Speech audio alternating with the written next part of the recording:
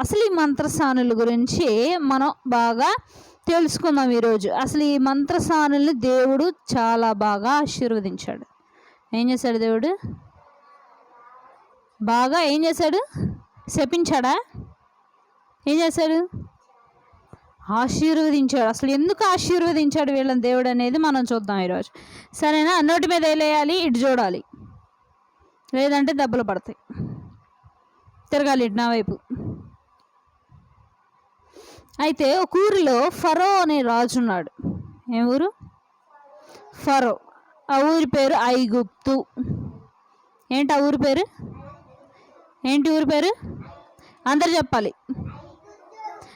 ఈ ఊర్లో ఎవరు రాజు పేరేంటి? ఫరో. ఏంటి రాజు పేరు? ఫరో. అయితే తిని ఏం చెప్పాడంటే మంత్రసానులు అందరినీ పిలిచాడు దగ్గరికి. మీకు పని